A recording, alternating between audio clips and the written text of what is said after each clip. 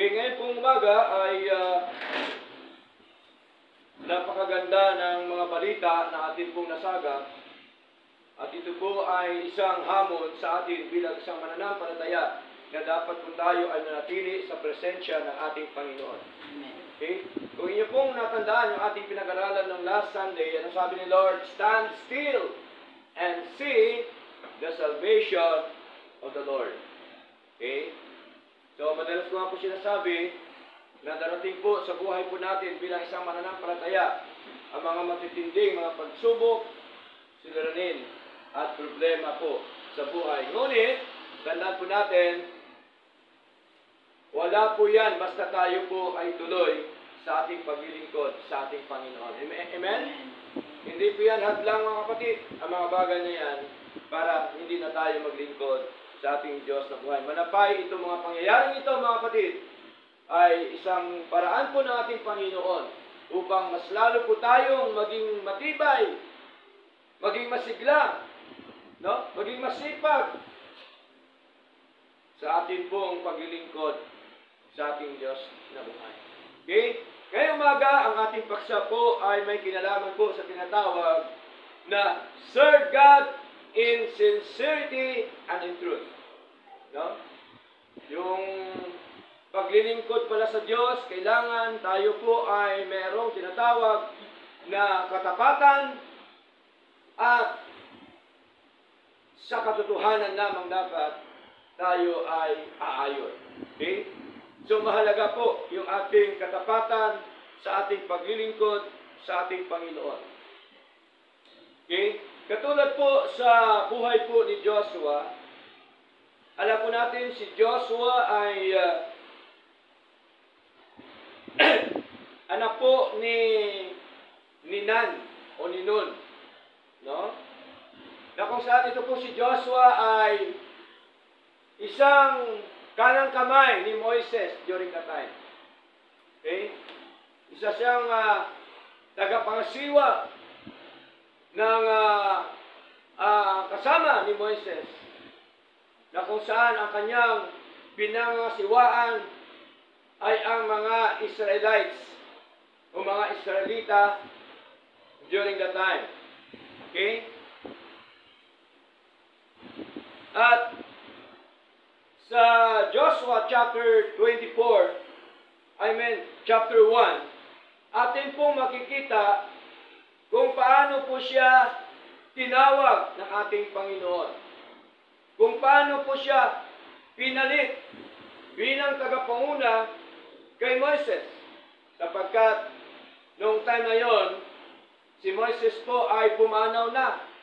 No? Namatay na. Kaya siya po ang pinili ng ating Panginoon. Kaya ang sabi dito sa Joshua chapter 1, verse 1, sabi po dito, now, after the death of Moses, the servant of the Lord, it came to pass that the Lord spake unto Joshua, the son of Nun, Moses' minister, saying, verse 2, Moses, my servant, is dead. Now therefore, arise, go over this Jordan, thou and all these people, unto the land which I do give to them, even to the children of Israel. So inutusan po siya ng ating Panginoon. Sabi ni Lord, tumayo ka.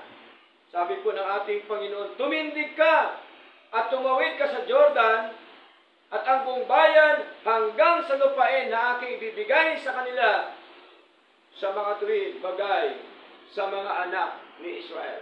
Kasi ito po yung lupang pangako ng ating Panginoon sa mga Israelita. Kung nyo po nakandaan, pinag-aralan po natin, kadugtungan po ito. Noong inango po ng Panginoon ang mga Israelita doon po sa Ehipto. After noon, habang sila naglalakad sa ilang, no, ay hindi po tumagal nga po itong si Moises. Hindi po siya nakarating sa Promised Land. Kapag siya po ay namatay na at kanya pong sinuway yung utos ng Panginoon. Ano pong pagsuhan ni Moises sa utos ng Panginoon. Ano po bang utos ng Diyos? Nagreklamo ang mga Israelita na uhaw. Walang tubig. Diba? Dahil kung inyong napapansin mga kapatid sa ating mga binasa nung nakaraan, puro po reklamo ang mga Israelita. Wala silang ginawa kundi puro reklamo, imbes tulungan itong si Moises para mapalakas ang loob. No? Maging masigasig sa gawain ng Panginoon. Pero ang ginawa nila, puro reklamo sa harapan ni Moises. Noong time na yun, sila'y uhaw, mga kapatid. Nagreklamo na naman sila kay Moises. Nabibigyan sila ng tubig. Kaya si Moises sumangguni sa Lord. Nung sinabi ni Lord kay Moises, salitain mo ang bato at lalabas ang tubig. Pero dahil po, siguro sa puno na si Moises, dahil sa mga Israelita during the time, anong ginawa ni Moises? Kinuha niya ang tungkod at pinalo ang bato. Ang tanong, may lumabas po bang tubig? Meron pa rin. Pangalawang tanong, nasunod po niya si Lord? Hindi. Kasi ang sabi ni Lord, salitain mo ang bato at magkaroon ng tubig. Dahil po sa kanyang, siguro sa pagod na, dahil sa kanyang stress sa buhay, di ba? Kasi minsan ang namumuno, na-stress din po yan. Siyempre, tao lang din po. Tama po? Tao lang din po si Moises. Tao lang din po yung pastor. Tao lang din po yung namumuno sa gawain ng Diyos. Kaya natural lamang, nandoon yung emosyon, nandoon yung stress, nandoon yung naranasan, na minsan po, pagod na, para sa mga tupa ng ating Panginoon. Ito po mga Israelita, mga tupa din po ito ng Diyos, na ginaid po ni Moises at ni Joshua para po makarating sa Promised Land. Para bagang panahon natin ngayon, merong pastor sa isang church ng Panginoon na ginaguide ang kanyang mga anak para makarating sa tinatawag po na kaginhawaang buhay, yung tinatawag po na abundant life sa ating paglilingkod po sa ating Diyos na buhay. Kaya, dito po mga kapatid, malinaw na tinawag po siya ng ating Diyos. Kaya mahalaga pala ang namumuno o nangunguna sa gawain, tinawag po ng Diyos. Amen? Hindi po tinulak. Dapat ang pipili ang Diyos. Dapat ang katawag ang Diyos. Hindi tao ang tatawag. No? Maraming mga tao ngayon, mga pastor ngayon, ay mag-aral ka ng Bible school dahil ikaw ay magpastor. Tinutulak. Di ba? Kasi kung tinawag yan ng Diyos, siya mismo yan. Tama? Siya mismo yan magpasakop sa Panginoon. Siya mismo yan magpasakop sa mga salita po ng Diyos. Walang saysay ang kapasakop mo sa Panginoon kung hindi ka nagpapasakop sa kanyang mga salita. Amen po? Sapagkat ang Diyos at ang kanyang salita, tandaan po natin, lagi po yan magkasama. Hindi po pwedeng hiwalayin. Amen? Hindi po pwedeng magkahiwalay po yan. Dapat palagi po yan, mga kapatid.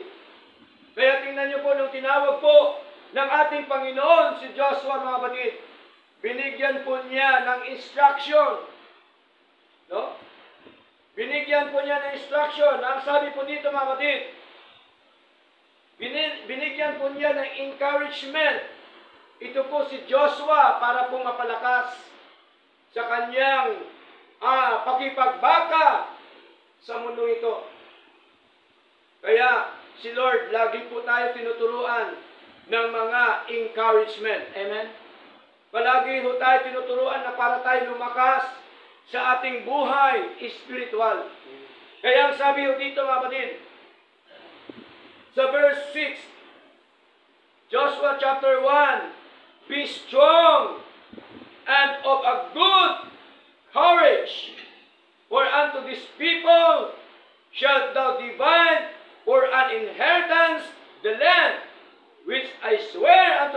others to give them. Tingnan niyo po. Malinaw ang sabi po ni Lord, magpakalakas at magpakatapang. So, yun palang mahalaga sa isang Kristiyano.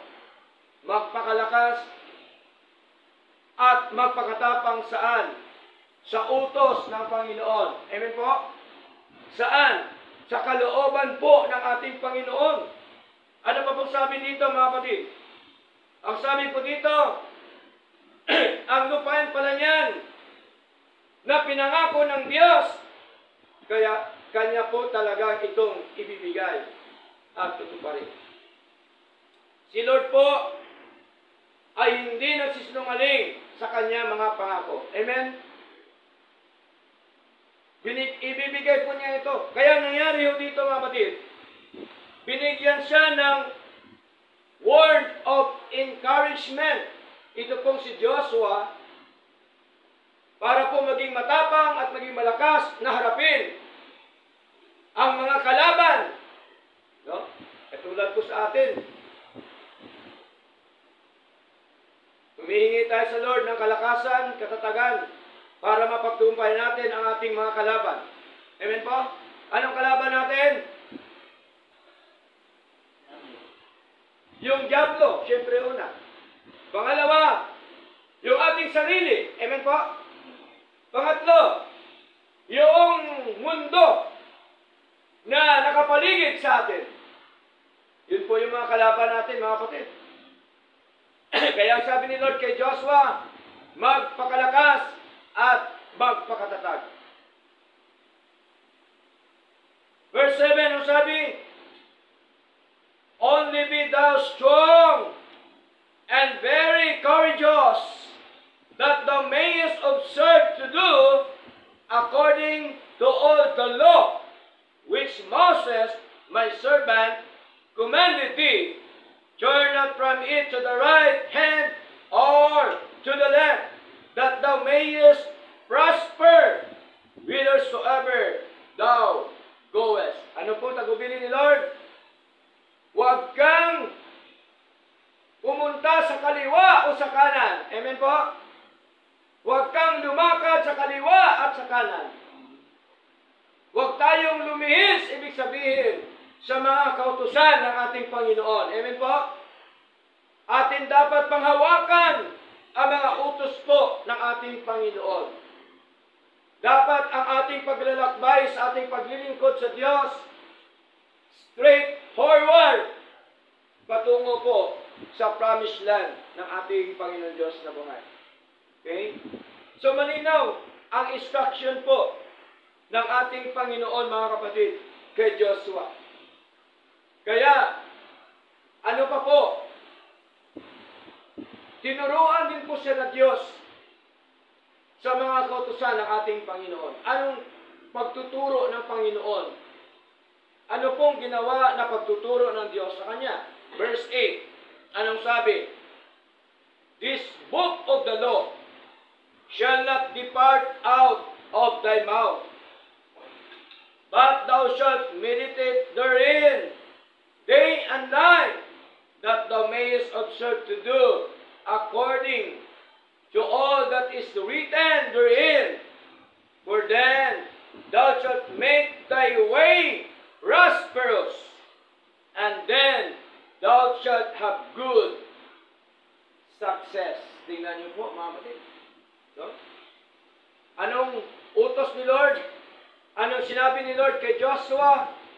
Malinaw po na sabi ni Lord, ang aklat na ito ng kautusan ay huwag mahiwalay sa iyong bibig. Diba? Dapat nandun lagi ang mga kautusan ng ating Panginoon. Kaya ang sabi pa ni Lord, kundi pagbulay-bulayan mo araw at gabi. Di ba? Kasi tandaan po natin, kung tayo po ay hiwalay sa salita ng Diyos, malabo na tayo po ay magkaroon ng kaginawaan at tagumpay po sa buhay. Once na tayo hiwalay sa Panginoon, hindi ho mangyayari ang mga bagay na yon. May tendency po na tayo ay mapariwala. Amen po? Kaya ang gusto ni Lord kay Joshua, pag nilay-nilayan ang kanyang mga utusan, araw at gabi. Hindi po sinabi ni Lord na pag nilay-nilayan ang kanyang mga salita, pag ginanahan ka. Di ba?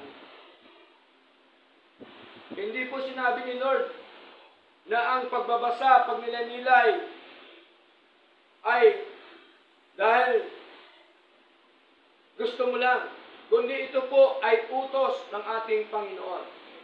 Okay? Sa gusto pong magiging matagumpay sa buhay. Okay? So ano po sabi dito, mga kapatid? Malinaw ng sabi po ay bakit kailangan nating pag nilay-nilayan araw at gabi ang mga salita ng Diyos. Sabi po ni Lord, sabi niya kay Joshua, upang iyong masunod na gawin ang ayon sa lahat na nakasulat dito. Upang sa ganon, iyong pagiginhawain ang iyong lakad at kung magkagayoy, magtatamo ka ng mabuting kawakasan. Pagka ginawa natin ito sa ating paglilingkod sa Lord, meron po ba tayong benepisyo dito? Magkakabenepisyo po tayo. Anong benepisyo natin? Prosperity and success. So malinaw po yan. Bago natin makamtan ang katagumpay sa buhay, meron tayong gagawin. Amen po? Anong gagawin natin? Yung kondisyon na sinasabi po ni Lord, na pag nilay-nilayan ang kanyang mga salita, araw at gabi. So during that time pala, may book of the law na ang ating Panginoon. Sa lumang tipan pa lang, meron na mga kasulatan yung ating Diyos. Katulad po sa sinabi niya dito po kay Joshua. Ano pong sabi dito sa aklat po ng Psalms chapter 1? Binanggit din po ito ni Haring David sa kanyang pagiging hari during the time. Now, sabi niya sa Psalms chapter 1, verse 1 up to verse 3, Blessed is the man that walketh not in the counsel of the ungodly, nor standeth in the way of sinners, nor sitteth in the seat of the scornful. Mapalad ang tao na hindi lumalakad sa payo ng masama, ni tumatayo man sa daan ng mga makasalanan, ni naupo man sa upuan ng mga manlilibak. So mapalad pala tayo bilang tao ng Diyos na hindi tayo lumalakad sa payo po ng masama. Manapay ang masama, atin po yan hinaharap. Amen? Atin po yan binabasag. Binabasag ng salita po ng Diyos. Binabasag ng kapangyarihan ng Panginoon. Verse 2. Ano sabi? But his delight. Diba? Sarap nun But his delight is in the law of the Lord, and this law doth he meditate day and night. Ang kanya daw kasiyahan, mga kapatid, nasa kautusan ng Panginoon, at sa kautusan niya, nagbubulay-bulay siya araw at gabi. Tingnan niyo po. So mahalaga ang pagbulay-bulay ng mga salita ng Diyos araw at gabi. Kamusta na ang ating pagbabasa ng mga salita po ng Diyos? Baka busy tayo sa anumang mga bagay kaysa mga salita ng ating Panginoon. Turo po ito ng Diyos, sabi ni Lord. Malinaw na dapat ang ating mga kasayahan na nasa kautusan ng Panginoon. At atin dapat gawin sa ating paglilingkod sa Lord sa ating mga buhay, na atin pong dapat pinagbubulay-bulayan ang salita po ng Diyos araw at gabi. Tingnan niyo po. naalala ko po yung preaching ni Elder Melvin nung nandito